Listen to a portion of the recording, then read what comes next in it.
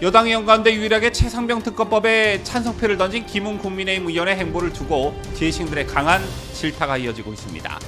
국민의힘 의원들이 김진표 국회의장이 민주당과 짬짬이로 입법 폭주했다면서 윤석열 대통령에게 거부권을 건의하겠다고 강하게 반발했고, 결국 표결에 불참하며 본회의장에서 퇴장한 가운데 김웅 혼자 본회의장을 지켜 표결에 참여했기 때문인데요.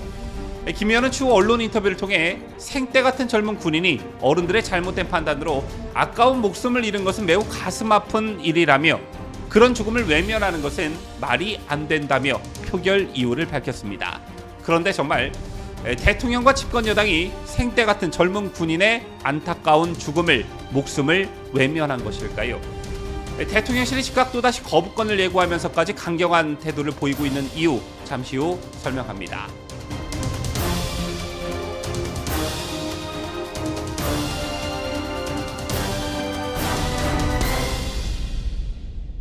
시청자 여러분 안녕하십니까? 뉴스데일리 베스트 미네커입니다. 이번 주 최대 이슈를 꼽으라면 아무래도 더불어민주당이 국회 본회의에서 국민의힘 의원들이 퇴장한 가운데 해병대 최상병 특검법을 강행 처리한 사건, 이걸 꼽을 수 있을 것입니다.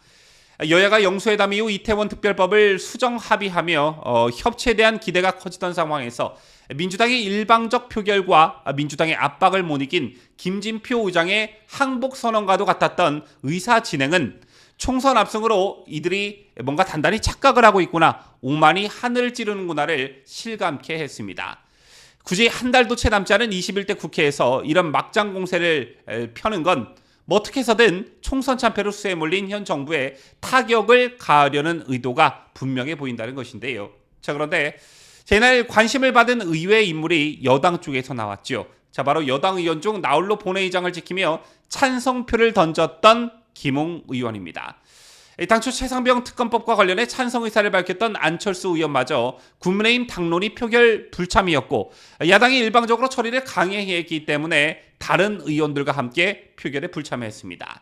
자, 그런데 김웅만 유일하게 남아 찬성표를 던진 것인데, 자, 다음날 김웅은 언론과 인터뷰에서 마치 엄청난 영웅이 된 것인 양 생때 같은 젊은 군인이 어른들의 잘못된 판단으로 아까운 목숨을 잃은 것은 매우 가슴 아픈 일이라며 그런 죽음을 외면하는 것은 말이 안 된다며 표결 이유를 밝혔습니다. 또한 대통령 때문에 당을 이렇게 갈아 넣어서야 되겠냐라며 일침을 가하기도 했는데요.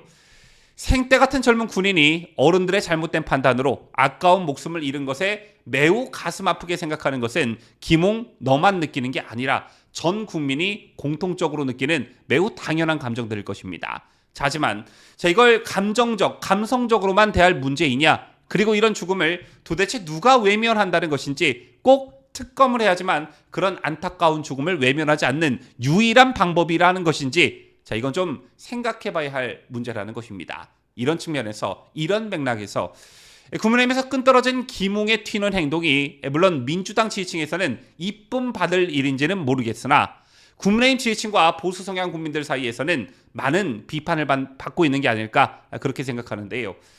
국회에서 특검법이 통과되고 대통령실에서 즉각적인 입장이 나왔었죠. 정진석 비서실장은 법안 통과 뒤 즉각 브리핑을 열고 최상병의 안타까운 죽음을 이용해서 정치적인 목적으로 악용하려는 나쁜 정치, 일반적인 입법 폭주라고 강도 높게 비판했고요. 그 다음 날에도 홍철호 정무수석이 라디오 방송 인터뷰에 나와 윤석열 대통령은 이걸 받아들이면 나쁜 선례를 남기는 것이고 더 나아가 직무유기가 될 수 있다고 본다며 제2요구권, 즉 거부권 행사 의지를 분명히 했습니다. 또한 10번째 거부권 행사가 부담되지 않을 것이냐는 물음엔 건수가 중요한 게 아니라 내용이 중요하다고도 덧붙였습니다.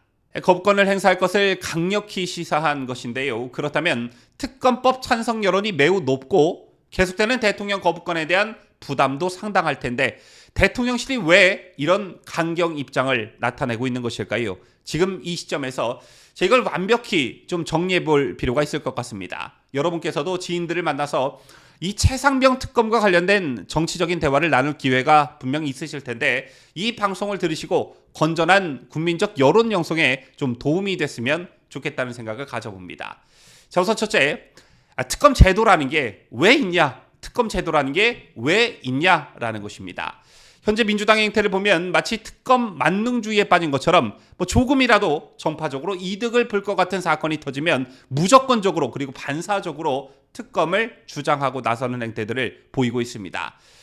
특검 제도라는 것은 아시다시피 검찰 수사에 대해 보충적 성격을 갖는 것이고요. 수사가 미진하거나 국민적 의혹이 해소되지 못했을 때 보충적으로 도입하는 것이 그 원칙입니다. 자, 그런데 최상병 사건의 경우 경찰과 공수처의 한창 수사가 진행 중에 있습니다. 자, 이후 검찰에서도 2차적 수사 진행이 예정돼 있습니다. 자, 이미 공수처에서 수사 중인 그런 사건을 놓고 특검을 이유로 중단하는 것, 자, 이게 민주당의 모순이라는 것인데요. 고위공직자 범죄수사처 어느 세력이 만들었습니까? 문재인 정권 시절 야당의 반대를 무릅쓰고 더불어민주당이 주도해서 만든 게 바로 공수처였습니다. 검경의 고위공직자 수사에 대한 불신을 이유로 민주당이 패스트트랙까지 동원해 무리하게 만든 기관이 바로 공수처인데 채 2년도 안 돼 공수처를 그냥 패싱하고 특검을 하겠다는 민주당, 참 모순적이지 않냐라는 것입니다. 여기서 잠깐 제 이재명의 과거 발언을 한번 재조명해 보도록 하겠습니다. 2021년 당시 민주당 대선 후보였던 이재명은 대장동 특검과 관련해 특검 구성에 한두 달, 법 만드는데 한두 달로 선거가 지나갈 가능성이 많아 정치 공방에 악용될 가능성이 많다라고 했고요. 2021년 9월 27일 기자간담회에서 이재명은 특검 수사를 하면서 시간을 끄는 것은 적폐 세력들의 수법이라고 일갈한 바 있습니다. 그때 이재명의 말을 지금의 이재명에게 그대로 돌려준다면, 그 논리대로라면 한창 수사가 진행 중인 최상병 사망 사건을 특검하자고 특검을 통과시킨 민주당은 적폐 세력들의 수법을 사용한 것입니다. 자, 다시 본론으로 돌아가. 자, 이날 국회에서 이 특검법을 민주당이 야당의 합의 없이 일방적 강행 처리한 것을 두고도 민주주의 기본인 삼권 분립을 정면으로 위배한 것이라는 비판도 일고 있습니다. 특검은 다른 측면에서 보면 행정부의 고유 권한인 검찰 수사를 입법부로 이관하는 그런 행위이기도 합니다. 그렇기 때문에 행정부 수반인 대통령의 동의가 당연히 필요한 것이고요. 이것이 여야 합의를 반드시 해야 하는 이유이기도 합니다. 여야 합의가 없다면 입법부가 행정부를 패싱한 입법 독재나 다름없다는 것입니다. 따라서 이것에 대해 대통령이 거부권을 행사하는 것은 너무나 당연한 것입니다. 또한 어제 더불어민주당이 강행 처리한 특검 법안을 보면 특검 임명 방법도 정치적 중립성을 담보하기 어렵다는 것입니다. 후보자 2명을 추천하게 되어 있는데요. 대통령이 속하지 않은 국회 교섭단체에 있다는 조항은 결국 민주당이 단독으로 임명하겠다는 그런 뜻입니다. 자, 이게 정치적 목적이 다분한 특검이 아니고 뭐냐라는 것인데요. 저렇게 정치적 중립성이 결여된 채 특검을 추진해 특검이 종료되더라도 그 결과를 놓고 우리는 오히려 새로운 혼란과 정쟁을 초래할 수가 있다는 것입니다. 이게 과연 안타깝게 사망한 최상병을 정작 위하는 길이냐라는 것이고요. 이것이야말로 한 군인의 안타까운 죽음을 정치적으로 이용하는 게 아니냐라는 것입니다. 여기서 민주당 출신 인사의 발언을 하나 더 보고 가시겠는데요. 역시 대장동 특검으로 여야의 설왕설래가 이어지던 지난 2021년 김민철 당시 민주당 원내 부대표는 역대 국회에서 13번의 특검이 있었는데 기존에 하던 수사를 마치지 않고 특검을 한 사례는 없다. 특검 요구는 현재 수사를 방해하려는 것이라고 말한 바 있습니다. 김민철의 말대로라면, 김민철의 논리대로라면 민주당의 특검 요구는 현재 진행 중인 최상병 수사를 방해하려는 것이다. 이렇게 볼 수가 있는 것이고요. 마지막으로 대통령께서 거부권을 행사하면 민주당이 또다시 재의결한다라면서 엄포를 놓고 있습니다. 자, 이때 어차피 민주당과 민주당 이중대 정당들은 찬성표를 던질 게 뻔하고 중요한 것은 국민의힘의 단일 대우일 텐데요. 특검법이 국회에서 재의결되려면 재적의원 과반 출석에 출석의원 3분의 2 이상, 만약 전원이 출석한다고 가정했을 때 198명이 찬성해야 합니다. 이때 국민의힘 이탈표 규모가 재의결에 필요한 17명 내지 18명가량까지 이를지 이것에 관심이 모아지고 있는데요. 혹시나 공천에서 탈락이 됐다고 해서 윤석열 대통령에게 개인적으로 서운한 게 있다고 해서 이걸 표결로 복수한다는 어떤 사적 감정을 철저히 경계해야 합니다. 더군다나 비밀 투표라고 하는데요. 다른 것을 다 떠나 저는 김웅 같은 사람을 두고 대한민국의 존립을 위태롭게 하는 세력, 즉 이재명의 민주당 세력과 다름없는 똑같은 세력으로 간주해야 한다고 생각합니다.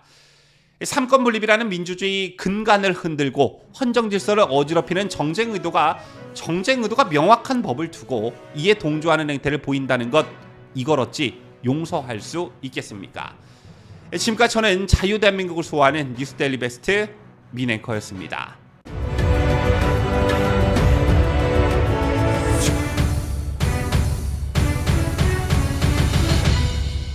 함께해요. 뉴스데일리 베스트.